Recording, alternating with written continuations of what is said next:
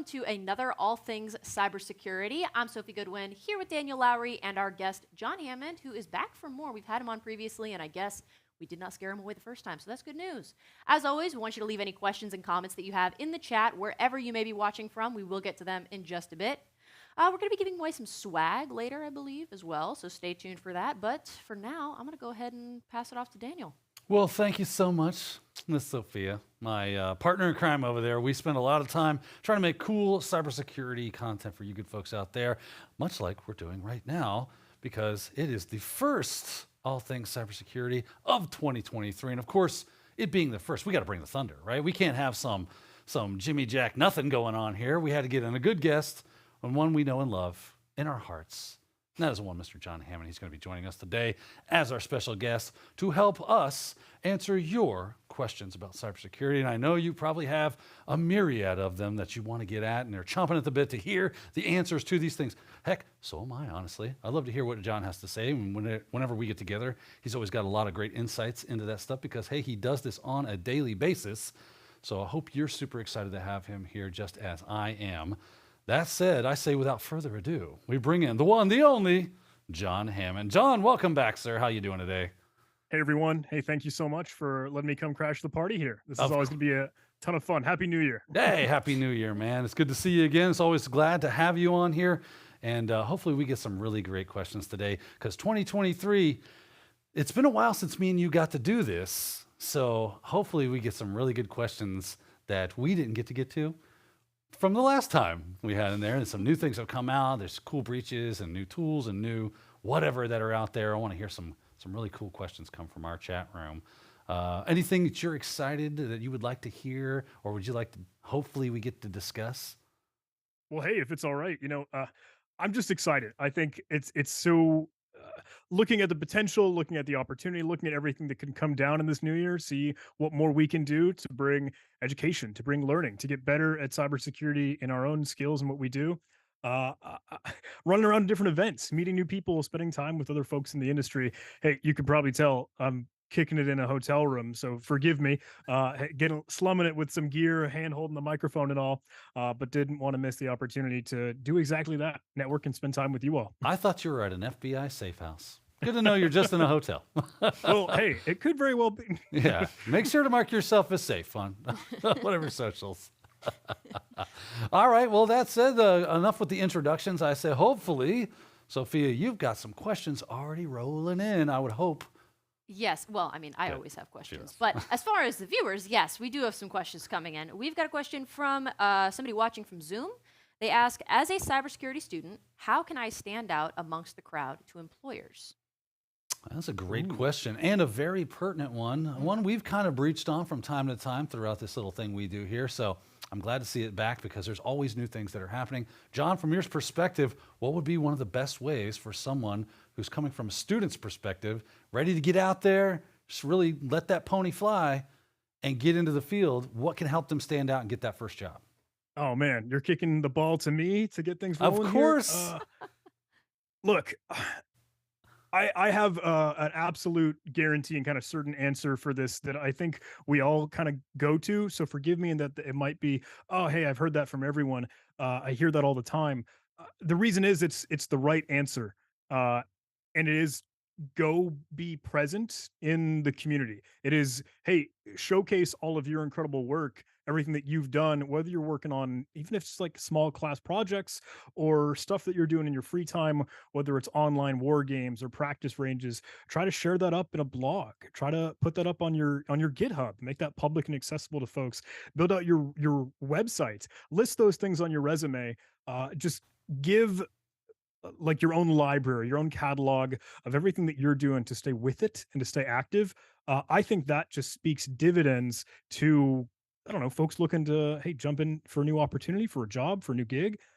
That is where you can set yourself apart, is that, hey, you're showing your drive, your determination, and your dedication. At least in my thoughts. What say you, Daniel? Yeah, John, I'm going to go ahead and agree with you 100 on that because you're right. It is the answer. It's been the answer, and for the foreseeable future, it's going to be the answer. I have addended mine just a bit where I start to say, as well as doing all those things, also point to other people that are doing those things as well.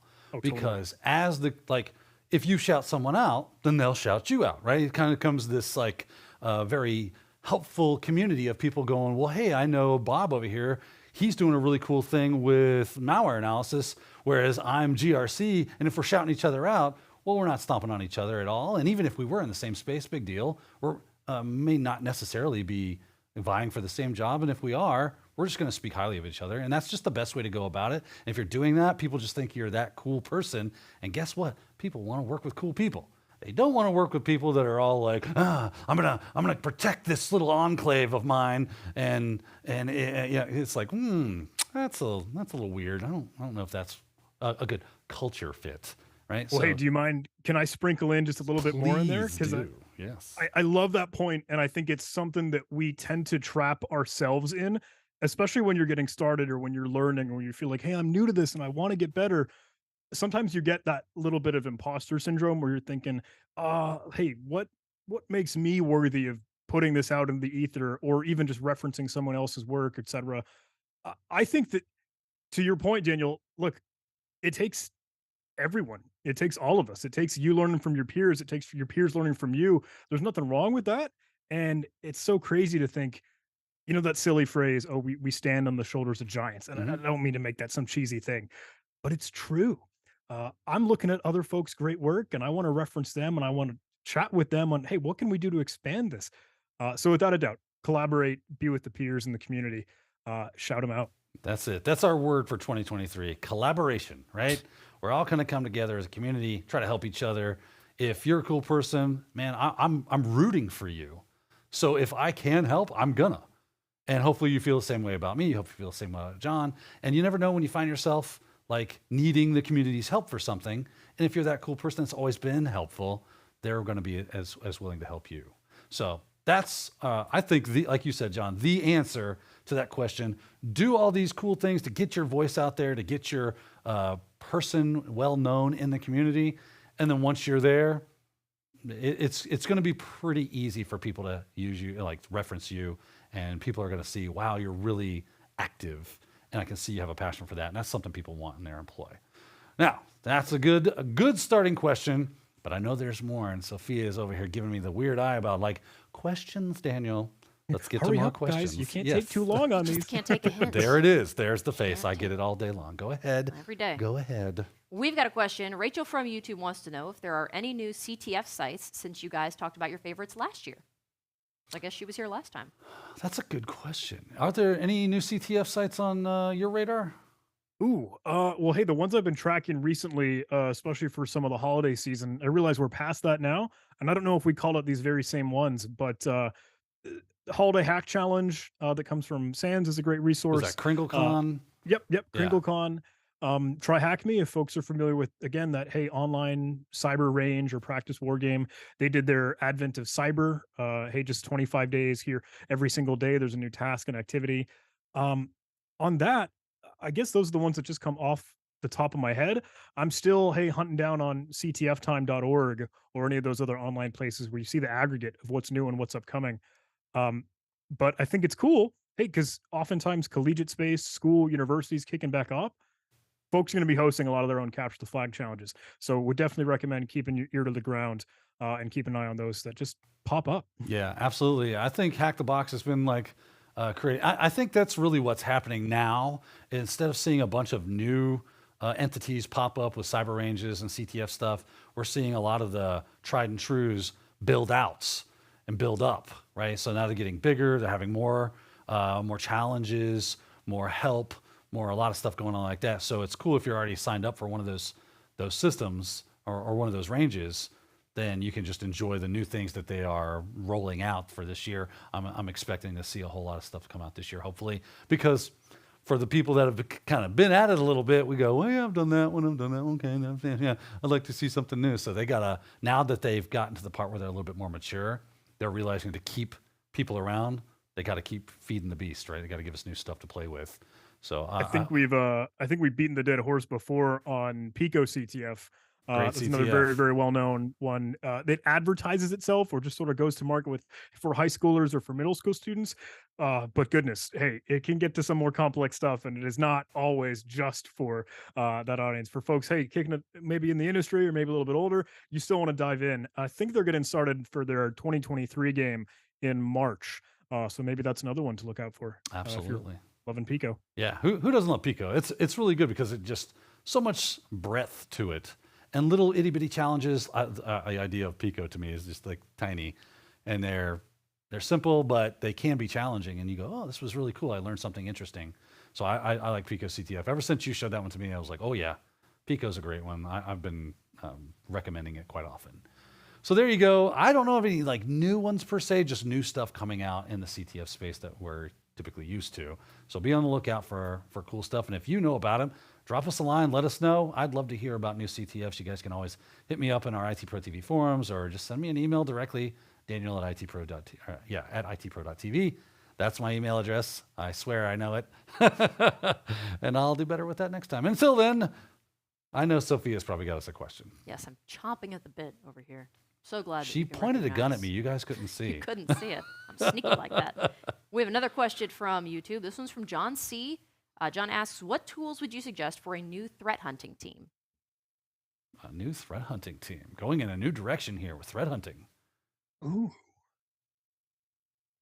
So I feel like this totally depends on infrastructure, which I feel bad because it's a very, asterisk disclaimer footnote answer.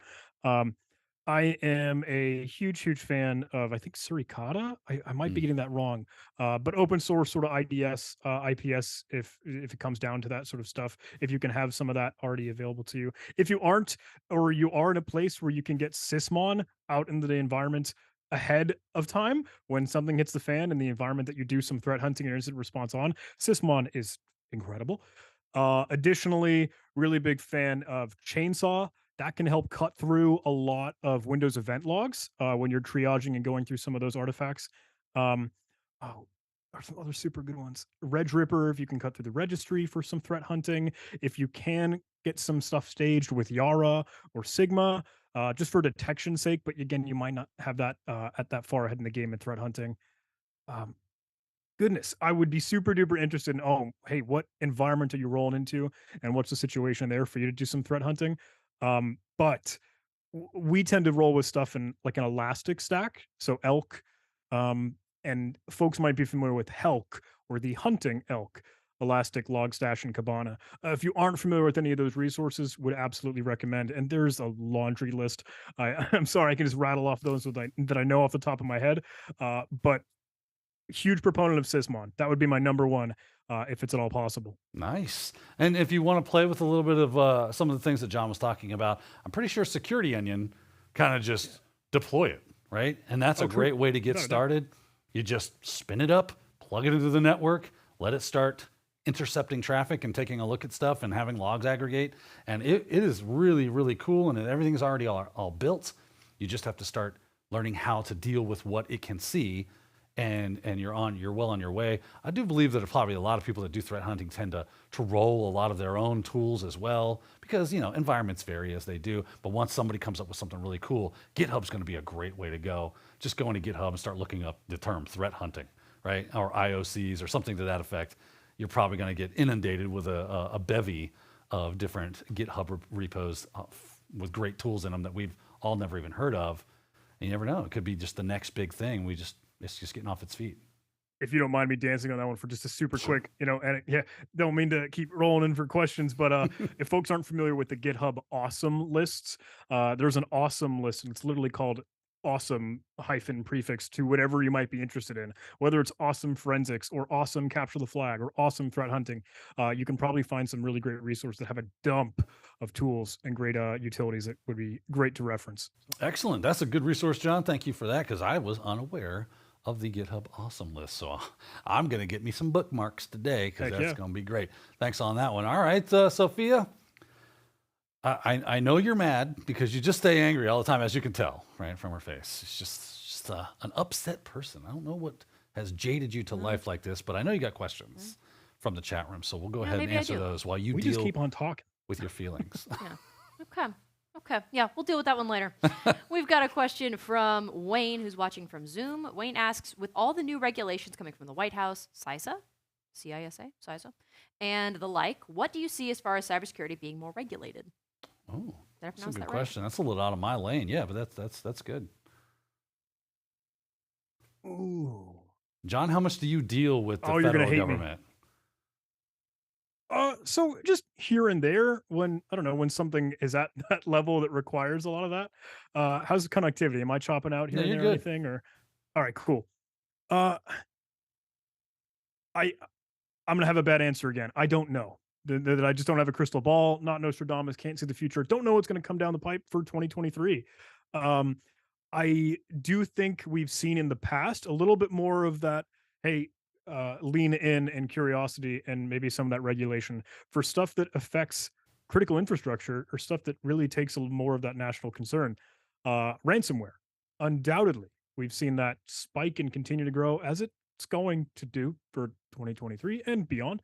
Uh, and I think, whoa, there was some DOJ. Maybe I might be getting the specific one wrong. But looking in, hey, you should not be paying a ransomware ransom when things come down, or when we're getting to more specific compliance regulations for stuff like insurance companies.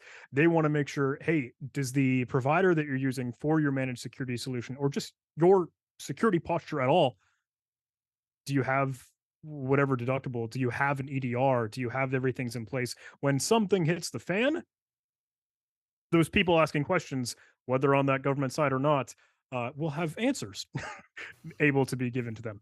That's why folks are chatting about, oh, the supply chain. They're chatting about the software bill of materials, and SBOM as an acronym you might hear for that. That is a can of worms, which we can totally dive into.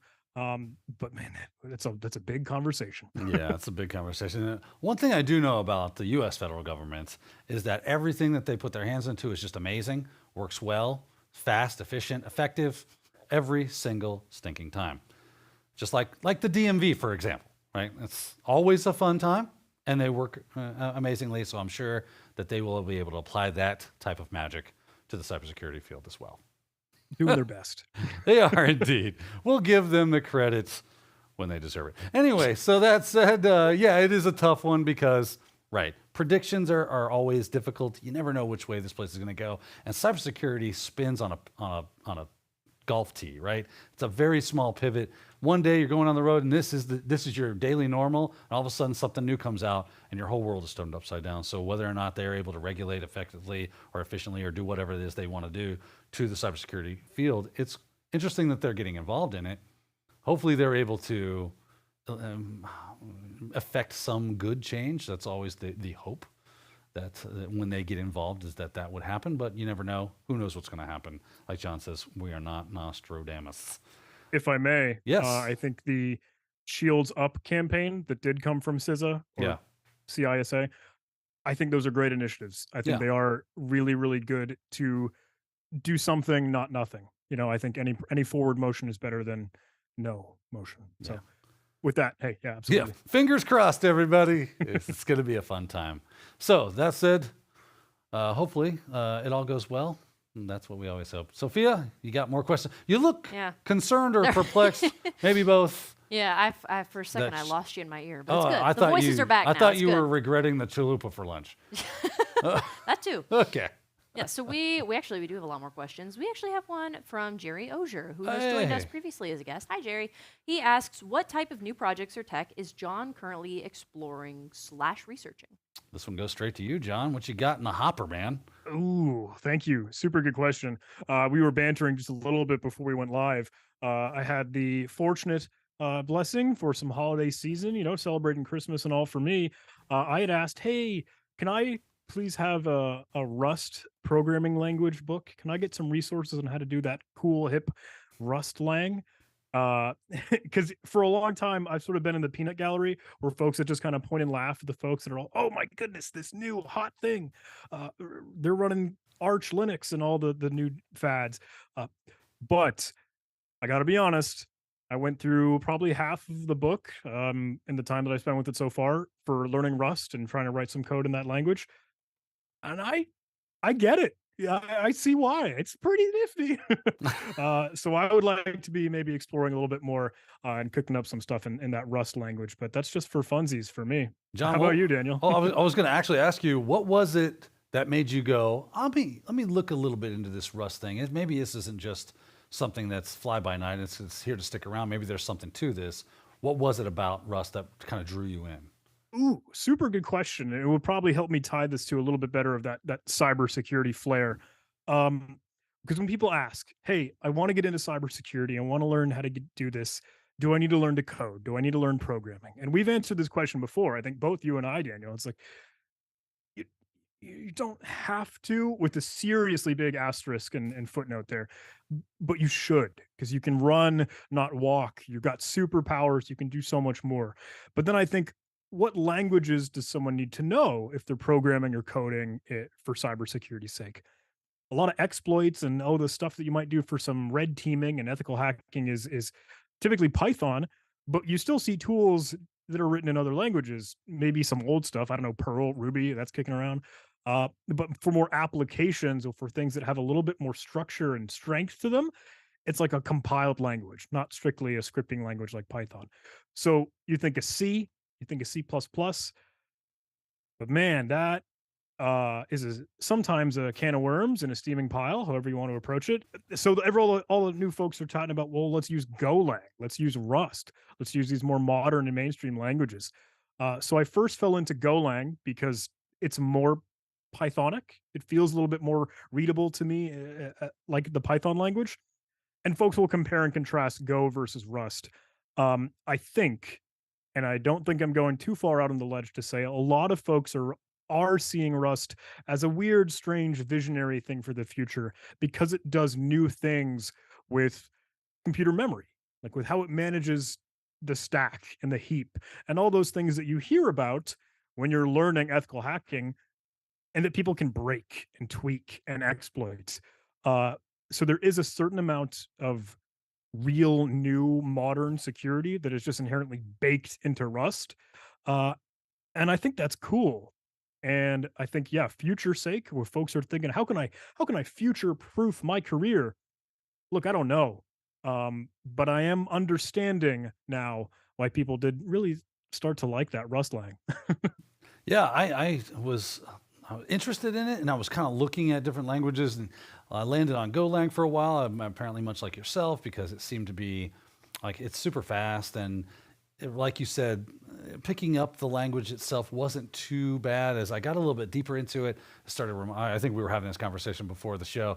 It started getting very much C-like, and I've always been kind of like, I don't know if I want to go that deep down the rabbit hole. It's scary. Yeah. It's a lot. It's an investment of time. You're not going to get far very fast. Once you find yourself at the end of the tunnel, you're an amazing beast, right? You're just this I don't know, golden whatever. You're shining like Goku gone Super Saiyan, right? But I've done that before. Yeah. After coding, I do get to shining. You know what I'm talking about. That's exactly right? But then I ended up on Nimlang, which has its pros and cons. I still like it, but I might be finding myself with a Rust book in my hands for too much longer. Well, hey, I don't mean to be a convert. I'm not trying to sing the praises or spread the word, but I understand now, and that's even just learning for me. Yeah. Well, there we go. I learned some Rust. John's going to be a Rust king here before too much longer. I just assumed you liked it because it kind of your hair is a bit rusty, right? Yeah. It goes along with it. He was like, "It's me. It's all about me." There we go. All right, Sophia. She laughs horribly at me because she knows I'm the cheesiest person alive. She does have questions for us, though. Get us in trouble she has someday. to deal with this every day, John. We're gonna get in trouble every day. We do have another question. We've got a question I believe it's Cliff from YouTube. Cliff asks, "Is a beard required to be in cybersecurity?" This is a real question. I'm going to say absolutely, positively, maybe. No. They're just that is awesome. That's true. You'll notice back in the day that they do not have a graphic of Daniel without a beard, because one does not exist. I came from the womb sporting this luxurious Arabian rug on my face. Oh, I always tell that kind of stuff to my wife, and she's like, "Shut up." I give Daniel a hard time because he plays the guitar. Like all the hair migrated from the It top did. of his head to the bottom, so he could hear the music better when he Yeah. plays. So that's what it why. likes. Yeah. So, ask a fun question, get a fun answer. Yeah. There you Here go. at All Things Cybersecurity. Moving on, what question have we next? Thanks for that one, Cliff. Yeah. We got another question for, I think it's Gary from Zoom. They ask, how do you leverage Hack the Box, Let's Defend, or Try Hack Me certificates to land a cybersecurity job? I think you put them on your resume. It's one of those that would be my knee-jerk reaction. Put them on your resume. Yeah. Yes, exactly that. Some folks I think get a little bit like weirded out, or they just kind of I think hold themselves like, why would I put my ranking or my points on this online thing on my resume? Because it sounds kind of cutesy, maybe it's sometimes cheeky, and I would seriously advocate like, no, do it. Absolutely, without a doubt, do it. Because someone on this review board, someone taking a look at your resume, someone going through this interview process is going to see it, and they're going to say, oh, hey, they're on Let's Defend, Try Hack Me, Hack the Box, et cetera, and they're doing it. It goes back, I think, to the answer for our first question, but just use it as your proof, your validation that, like, hey, you're having fun with this thing and you're passionate and driven. So even if you're like, nah, I don't have that high of a score, I don't have that many points, doesn't matter. We just want to see you part of the party. Yeah, I think it's those that kind of like invest their self-worth into whatever percenter they are on Try Hack Me. Like, and I can see a lot of us doing that as we first start working with it, and you're like, man, I'm making strides, and I'm on it all the time. Because the more you're on Try Hack Me and the more stuff that you're doing, the higher your ranking will go. So you should expect to kind of jump up pretty quickly. So, but don't start thinking, well, if I don't have a high rank on Try Hack Me, if I haven't done, every single Hack the box and finished, offshore, then I shouldn't put this on my resume. Like John says, absolutely put that on your resume, because it shows that you are passionate about cybersecurity, that you are continually trying to grow your skills and your capabilities in that space, and you're cool, right? You know what's going on. You're up on what is trendy in that area, and you're staying on top of it. So we like to see this, like, oh, I see that you are currently always doing these things. Is that something that you're constantly in front of the keyboard playing around on Try Hack Me or Let's Defend?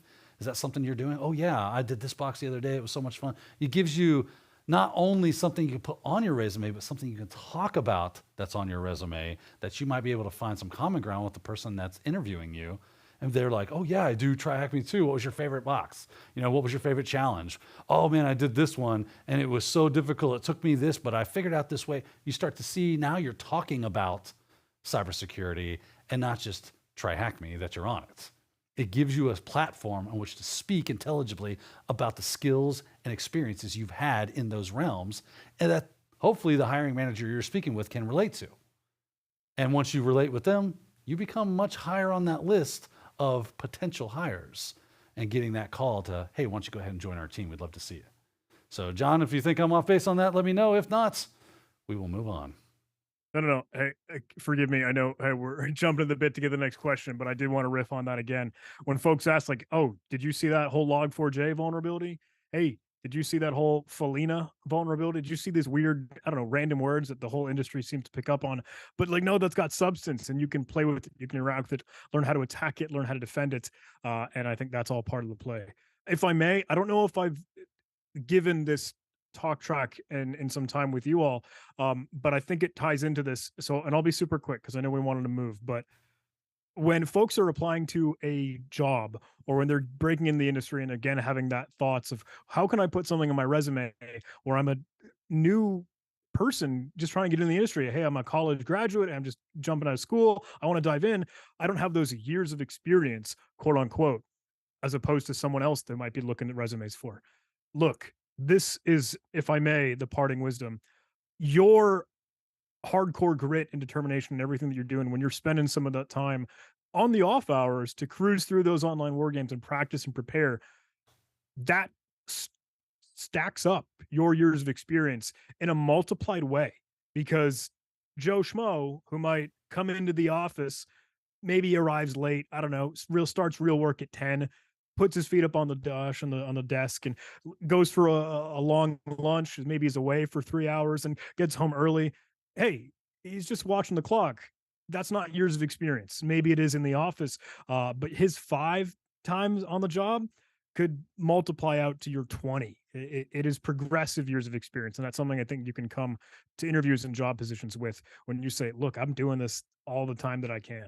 There's that passion. That's a great point. I mean, if you think about it, those war games, those cyber ranges, all those challenges you're doing are kind of like experience juice concentrate, right? It's packing in a lot that normally would have taken you years to deal with, to work with, to get your hands on a Falina, get your hands on, any of these other, trendy, cool names that we give these things. It's so crazy. But now you can go play with a Log4j, and you've seen it. You put your hands on it, and now that is an experience. Now it might have been in the wild, but you do know about it. You do have some experience with it, which is better than I've heard of it. I've read a paper about it, right? Well, you've obviously done both. So that's to me, it's juice concentrate doing those things. So good point, John. Thank you for bringing that up. Speaking of juice concentrate, we have Sophia. That's going to be your new name. I'll be like, what's up, JC? Okay, well, thank you for that. I'm probably going to get some message from my mom about that later. Yeah. Okay, we got more questions, so I'm going to just deliver those to you. Just go ahead and throw them right at us. We got a question from the Zoom chat. What reporting format or tool do you use while doing your research? I think I know the answer to John's. Oh, hit me. Well, I know you like Obsidian. Yeah. Right? I know. Yeah, there you go. Yeah, that was going to be my answer. Hey, I cannot stand some of those big bloated applications, the whole Microsoft Word stuff, the whole PowerPoint. It has its place, don't get me wrong. But I love just being able to crank out stuff on my keyboard. And that means I want to be in like Notepad. That means I want to be in Vim or Nano or Emacs. I don't mean to start the holy wars here, but like Sublime Text, just keep me in a text editor, please. It's fast. So something like Obsidian that can take Markdown, just, hey, the quick symbols or little nomenclature that you would say, I want this to be a header, or I want this to be a code block, or this is italics, this is bold. You can do that rapid fire in something like Obsidian or others in Markdown.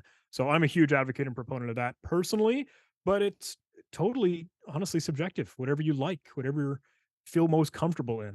What say you, Daniel? Are you rocking Obsidian just as well? So yeah, Obsidian. I just used to spend some time in Cherry Tree as well. That was super popular for a hot minute, and I like those to be able to work with graphics as well as just plain flat text. Because I'm like you, I just want to hang out in Nano or Vim or whatever, and write my notes, and then when I need to take screenshots, throw them in a folder.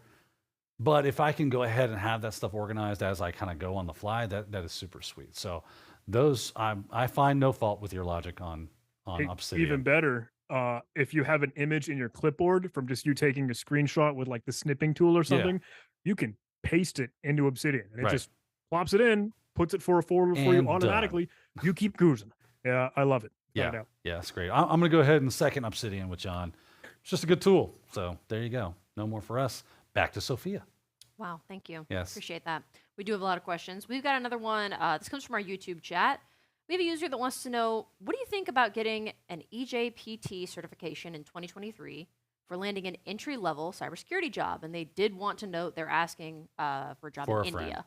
Yeah. Not for me, for a friend. Yeah. They're asking for a job in India. And I didn't know what EJPT stood for, so I looked it up, and it looks like it's eLearn Security Junior Penetration Tester. Yeah. Okay. So I like the EJPT. I think it's a great cert. As far as how far it'll get you in India, I am not up on my Indian certificate versus job market. So, John, do you have any kind of experience with this at all? I'll be honest, I'm right there with you. I hung with eLearn Security some time ago. I think years past when they were moving and shaking. I think there have been some changes of hand with INE and others that I think have been doing different things to the business. EJPT is, as we've stated, a junior penetration tester certification, one that I think it marries the idea of a multiple choice exam with a practical hands-on application-based thing. Hey, go hack these boxes. Hey, go answer these questions pertaining to what you've just done. I called I it a don't know if it's cyber. changed its I sake. called it a cyber scavenger hunt. Ooh, I Right? like that. Because they said how many XYZ types of things are vulnerable on the web server. So Yep. how many cross-site scripting vulnerabilities are there? That kind of stuff. And you go, oh, I have to know how to do a cross-site scripting vulnerability to find out now, don't I? So I did enjoy that exam. So I'm sorry to interrupt, but go ahead. No, no, no. I thank you for saving me because I feel awful. It's another one where I'm like, your mileage may vary. Um, I don't know if EJPT and especially a junior, of course, being in the name, I don't know if that will have the same runway as maybe some others out and about. Uh, but go for the stuff that you're interested in. Go for the stuff that looks fun. If that is within your budget, if it's approachable, if it's affordable, it's training, it's learning. I am just an advocate for, hey, gobble up whatever you can and be a sponge if that feels like it's next on your list. Yeah, I would say that even though we don't know the Indian market when it comes to what they respect or recognize in the certification space, I'm sure there's some heavy hitters out there that most areas in the world that are, in the first world would know. But let's say they don't know EJPT. That doesn't mean it's not worth something, and you can still utilize it. And it's a great way to start spreading that word. I remember when eLearn Security had just kind of really put that out there, and their first set of library of certifications, nobody knew what it was, and a lot of people were like, "Hey, has anybody heard about this?" So I went ahead and just signed up and was like, "Let me check it out," and did it, and that a lot of people were thankful because then it was spreading the word about it. They heard about it more, and the more people like John and myself talk about those things, or even yourself, and get the word out, more people can understand what it is, why it's relevant to the job role, and it'll start getting recognized on the system. So if you like it, it's usually, if I'm not mistaken, I think it's a more budget-friendly certification as well. At least it is here in America. I don't know what it's like in India, but in America, it's definitely more budget-friendly for certification, and it has a lot of respect. So those two things together are usually a pretty good hit for me, and I would go for it. All right. Well, now that we're solving the woes of our friends in India trying to get jobs with EJPTs, hopefully that helps. I know we're not super helpful, but we try. We do our best to, hopefully that did help in some small way. Sophia, you've got questions for us. I do. I just was curious as to what this guy was talking about, so I just Googled it and was like, Okay. I wonder if this is useful in India. I don't know that Reddit is a totally reliable source, but there are a lot of forums with a lot of people, so you could do some digging. It looks like there are quite a few people in some of these forums that are like, yeah, EJPT is great. They recommend it over CEH especially if you're super into network pen testing. So don't know if that helps. It's not my information. I got it from Reddit. So Yeah, take it with it a as grain it of will, salt. yeah. We do have a question from Richard. Richard wants to know, I think we might have done something on this morning for CEH. Okay. Richard says, how do hackers get my IP address and send emails with viruses to my friends using my own email? And how can I prevent this? So there's a couple of ways, and John, you back me up or correct me or add to as you will. I'll go ahead and say a couple of ways I can think of that it might be happening. A, they're spoofing your email address, right? They're just saying they're from you. And if you dig a little deeper into the thing, the IP address probably isn't matching up. If IP and email are matching up, they've probably compromised your email and are using it to send you. They're not, fake. They're really coming from your account. So I would start looking at my sent items and activity and sending some tests, and anybody that that got one, hey, let's start looking at the email headers and see if we can discover any malfeasance that might be occurring. John, I'm sure you've got plenty to add to this bucket. Well, I guess it depends. Hey, what direction do we want to run in first? I am in 1,000% agreement with you there, in that it very, very likely is that the from address or that line or that header in the email is manipulated or tampered with so that it looks like you. It's not often that real person. They're just impersonating. They're just masquerading. Again, if it potentially looks absolutely legitimate, hey, you got the opportunity. You can go look in your sent folders and see, hey, did I actually send this email from this account? Another note alongside that, you're asking, hey, what happens when hackers are grabbing my IP address? Or how are cyber criminals and threat actors maybe doing some stuff with or finding out that info? Let me add one note. I don't think in the world that we live in today, your IP address being known, even just out in the ether, I got to be honest, I don't think it's that big of a deal. Yeah. Live Overflow, if folks aren't familiar, he's another content creator out in the YouTube world. He posted a great video. He's like, "Oh no, I leaked my IP address," because so many folks are so willing to call that out. And it's like, "Oh no, you leaked your IP." And he had a great presentation and report on like, look, it's not the end of the world. It's okay. There's so many IP addresses, and it's not going to tie you to all that incriminating stuff. Well, on that note, sorry, the other bigger question to unravel with that is, how does this all happen? Look, cyber criminals, lazy. Hey, just press buttons to spray and pray, going for the low hanging fruit, slapping stuff out there, and it doesn't matter where it lands. It doesn't matter what it hits. As long as it catches something, then they're in business. It's so funny when we have conversations and you see news and headlines and journalists that write up stories on sophisticated actors compromised big thing. They're not sophisticated. No such thing. Not in what we live in my world anyway. And I think the world that we live in. I think the biggest part of this question that my mind really honed in on is it said that the emails were being sent with viruses to their friends specifically. Right? That's what made me think maybe your email has been compromised because now they have your contacts list. Now they could have gotten a contact list some way else as well, but if it's specifically going to your friends, that is not a good indication, and I would check that out. And how can you prevent this? Well, you want to make sure that people can't get into your email, so always use things like two-factor authentication, strong password policy, all the fun stuff that we preach from the mountaintops about how to keep yourself secure. Yes, it will be extremely. It will be a bit cumbersome that you have to do, but that's the price we pay for good security. At least that's what it is at this point. There are some things that are coming around the bend that hopefully will help us make that easier. Password managers is definitely one of them, not LastPass anymore, right? Forget that. You're going to touch that hot stove over there. Yeah, buddy. Got to make sure to hedge my bets when it comes to mentioning password managers, because I don't mean them. But yeah, I think if that's what's happening, I'm thinking spoofing. Maybe they found an SMTP relay and they're spoofing away at it. So it looks like it's coming from you. I don't know why they've targeted you and your specific email address. Maybe you could be a CEO for all I know, and this is like BEC stuff. But that's where we're at on that. Anything else, John? No, I didn't know. Hey, we could go on a whole tangent chatting about LastPass and password managers, etc.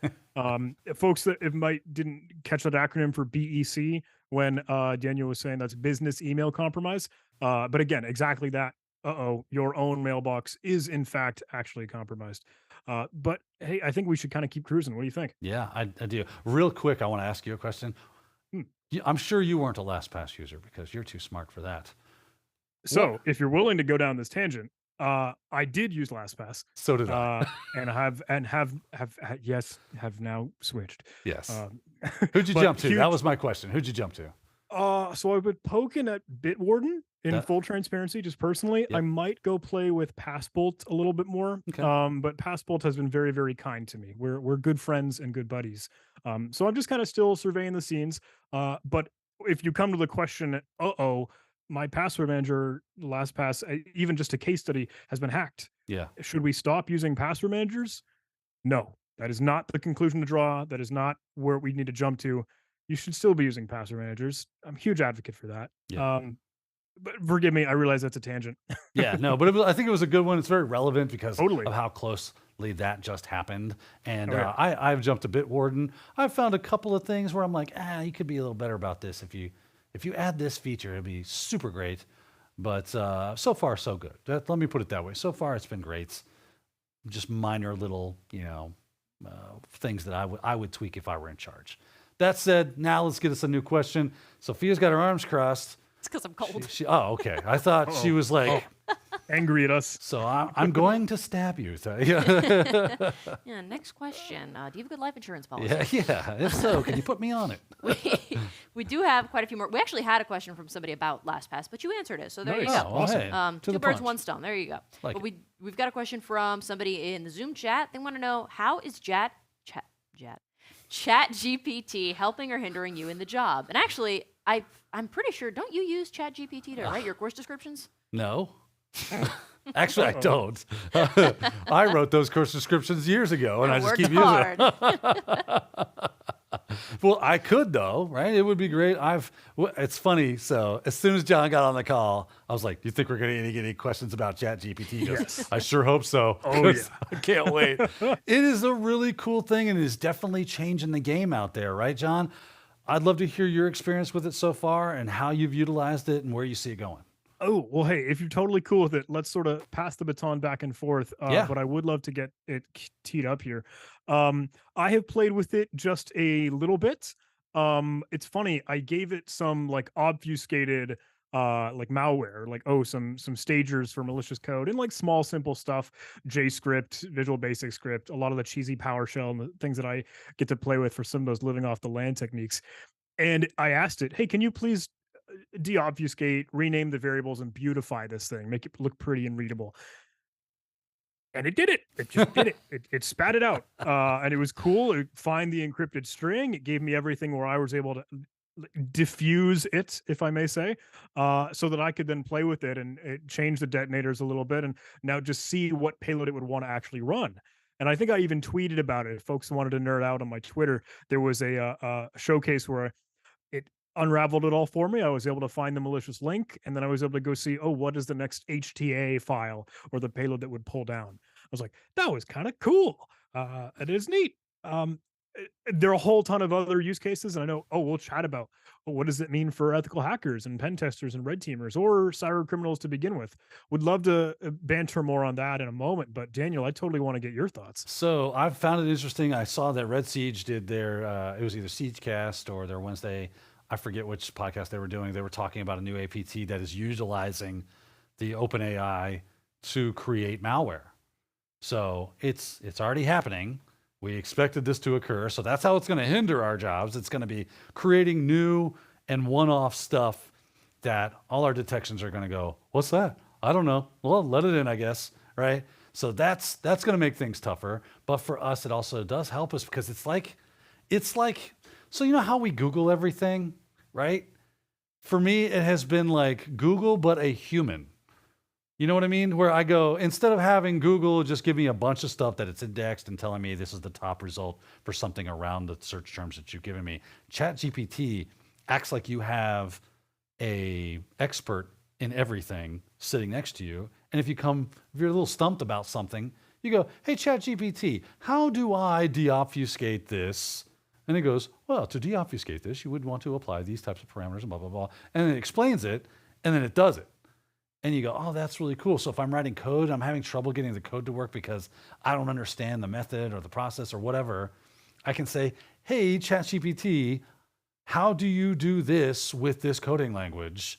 And how does that work? And it will simply explain it to you and then show you how that works. And then you can take that and apply it to what you're doing. So I love that. It's like going to Stack Overflow without everybody yelling at you, right? It just says, oh, I'm a nice person. They're not that way anymore. It's been pretty nice for quite a while now, but they used to have a history.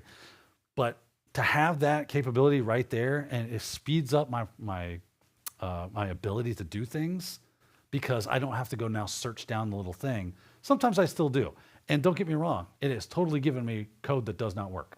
Oh, yeah. Right? So as Sophia has said, your mileage may vary when it comes to ChatGPT at this point in time, but it's only going to get better at it the more we use it. So there you go. That was the next point I wanted to drive on if we do have time, in that if it spits out code to you, if it tries to craft or create its own, it's not always that good. So I've seen a whole lot of really cool use cases or showcases of this. If folks are also in that Twitterverse or folks tracking some other individuals, Justin Elzy, I think he's the CTO at Trusted Sec. He put out some hysterical images where he was asking ChatGPT, can you give me exploit code for the CVE in Python? And it gave him like a requests module post, but it just had the word CVE in it, and it didn't do anything else other than that, which is just kind of laughable. If you ask it for like YAR rules, it gives you command and control or data exfiltration like within the text, which is just silly.